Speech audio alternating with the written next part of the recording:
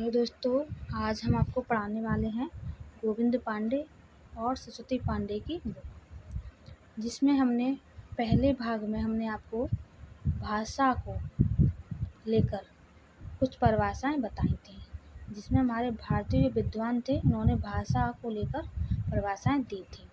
और आज हम आपको पढ़ाने वाले हैं पाश्चात्य विद्वान, इन्होंने भाषा को लेकर परिभाषाएं दी हैं। तो चलिए शुरुआत करते हैं। भाषा और कुछ नहीं है, केवल मानव की चतुर बुद्धि द्वारा आविष्कृत एक ऐसा उपाय है जिसकी मदद से हम अपने विचार सरलता और तत्परता से दूसरों पर प्रकट कर सकते हैं और जो चाहते हैं कि उसकी व्याख्या प्रकृति की उपज के रूप में नहीं बल्कि मनुष्यकृत पदार्थ के रूप में करना उचित है। ये परिभाषा किसने दी है? मैक्स मूलर ने।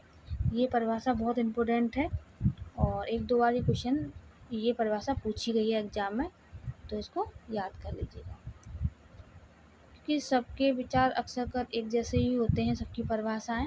तो इसमें से आप कुछ ना कुछ ऐसी ट्रिक निकालिएगा जिससे ये याद हो जाए। मैंने इसकी ट्रिक जो निकाली है वो है हमारी भाषा और कुछ नहीं है। मैक्स मूलर ने शुरुआत में जो 2-3 वर्ड्स दिए हैं, इनको आप रट लीजिए शुरुआत की। भाषा और कुछ नहीं है, तो किसकी परिभाषा है? मैक्स मूलर की है। दूसरी परिभाषा है हमारी, ध्वन्यात्मक शब्दों द्वारा विचारों का प्रकटीकरण ही भाषा है। क्या है? भाषा।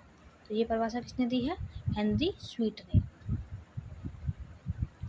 अगली परिभाषा है, भाषा उस स्पष्ट, सीमित और सुसंगठित ध्वनि को कहते हैं जो अभिव्यंजना के लिए नियुक्त की जाती है। किसने दी है?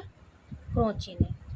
क्रोचे का जो सिद्धांत है वो अभिव्यंजना का है, तो इसका हमने जो लिंक बनाया वो क्या है? क्रोच का है। किसका है? अभिव्यंजना का। अगला है हमारा, अगला देखिए, नंबर 4 है, भाषा एक प्रकार का चिन्ह है। चिन्ह से तात्पर्य उन प्रतीकों से है जिनके द्वारा मनुष्य अपना विचार दूसरों पर प्रकट करता है। ये प्रतीक भी कई प्रकार के होते हैं, जैसे नेत्र ग्रह, श्रोत ग्रह, स्पर्श ग्रह। वस्तुतः भाषा की दृष्टि से श्रोत ग्रह प्रतीक ही सर्वश्रेष्ठ हैं। ये परिभाषा किसने दी है? वांद्रे ने। किसने? वांद्रे ने। अगली 5वीं हमारी परिभाषा है, मनुष्य ध्वन्यात्मक शब्दों द्वारा अपना विचार प्रकट करता है। मानव मस्तिष्क वस्तुतः विचार प्रकट करने के लिए ऐसे शब्दों का निरंतर प्रयोग करता है।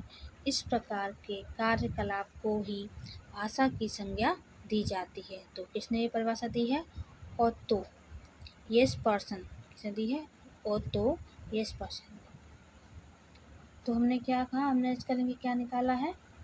कार्यकलाप। और तो ने क्या करते हैं? कार्यकलाप करते हैं। ये हमारा लिंक है। अगली परिभाषा है हमारी 6वीं है, विचारों की अभिव्यक्ति के लिए जिन व्यक्त और स्पष्ट ध्वनि संकेतों का किया जाता है उन्हें भाषा कहते हैं। किसने कहा? ये गार्डियन ने। किसने? गार्डियन ने। तो भाषा को कैसे करते हैं? व्यक्त और स्पष्ट ध्वनि। जो गार्डियन ने क्या बोला है, हमने इसका लिंक बनाया है, व्यक्त एवं स्पष्ट ध्वनि। और आपको अगर समझ में आए तो आप अपने तरीके से इसका लिंक बनाइएगा। नंबर 7 है, भाषा यादृच्छिक ध्वनि संकेतों की वह प्रणाली है जिसके माध्यम से मानव परस्पर विचारों का आदान प्रदान करता है। किसने बताया है? ब्लॉक द ट्रैंगर ने। किसने दिया है? Block the stranger. अगला है 8वां, भाषा यादृच्छिक ध्वनि संकेतों की वह पद्धति है जिसके द्वारा मानव मनुष्य परस्पर सहयोग एवं विचार विनिमय करते हैं। श्रुतेवा। किसने दिए है? श्रुतेवा ने ये परिभाषा दी है। तो चलिए आगे चलते हैं। इसमें भाषा की उत्पत्ति के प्रमुख सिद्धांत तथा उसके प्रवर्तक निम्नलिखित हैं। मतलब भाषा की उत्पत्ति कैसे हुई है और किस किसने दी है। तो चलिए इसको पढ़ते हैं। और ये सब बहुत इम्पोर्टेंट है, क्वेश्चन पूछे गए हैं, इंग्लिश में भी पूछा जाता है और हिंदी में भी पूछा जाता है, तो दोनों तरीके से ये याद करिएगा। तो पहला सिद्धांत है दिव्योत्पत्ति। किसका? दिव्योत्पत्ति। तो इसको बोलते हैं डिवाइन थ्योरी। इसके प्रवर्तक कौन है? प्राचीन धर्म ग्रंथ है। क्या है? प्राचीन धर्म ग्रंथ है। अगला है हमारा साकेत, मतलब संकेत। क्या है? संकेत, जिसको किसने दिया है? रूसों ने। किसने? रूसों ने। तो इसका मैंने जो लिंक बनाया है याद करने का, देखो पहले तो हमारे से दिव्य उत्पत्ति का तो मतलब क्या था कि दिव्य मतलब होता है हमारा, कोई जैसे हमारे देवी देवता होते हैं तो दिव्य होते हैं, तो धर्मों में भी दिव्य देवी देवताओं की बात कही गई है, तो इससे हमारा लिंक बन जाएगा। अगला है संकेत। संकेत में क्या है? हमारा एग्रीमेंट थ्योरी है, जो कि किसने दिया है? रूसों ने। तो अब देखिए कोई व्यक्ति रूठ जाता है तो क्या है? किसी न किसी संकेत से वो दिखाता है कि वो व्यक्ति कैसा है? रूठा है। तो रूठ मतलब रूसो मतलब रूठना, जिसका मैंने ये बना दिया है। अगला है हमारा रडन। रडन मतलब थ्योरी कौन सी है? Ding dong. कैसी है? Ding dong theory. किसने दी है ये हमारी दी है प्लेटो और मैक्स मूलर ने। किसने दी है? प्लेटो और मैक्स मूलर ने। अगली है थ्योरी हमारी इंगित थ्योरी। इंगित गेस्टियर थ्योरी है हमारी, जो किसने दी है? राय ने। किसने? राय ने। अगली थ्योरी हमारी धातु। धातु थ्योरी को हम क्या बोलते हैं? रूट थ्योरी बोलते हैं। क्या बोलते हैं इसको हम? रूट थ्योरी बोलते हैं। और इसको किसने दी है? हेंज और मैक्स मूलर ने। हेंज और मैक्स मूलर ने दी है।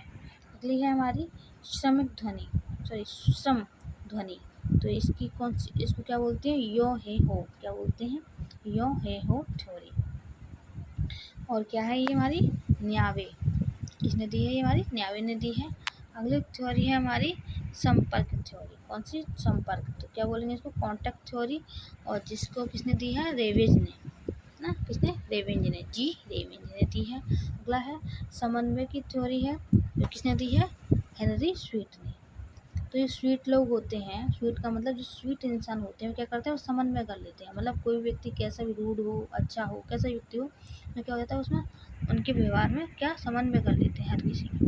तो इसका ये लिंक बन जाता है हमारा। और चलिए आगे चलते हैं हम। आगे है हमारा, अगला है आगे सन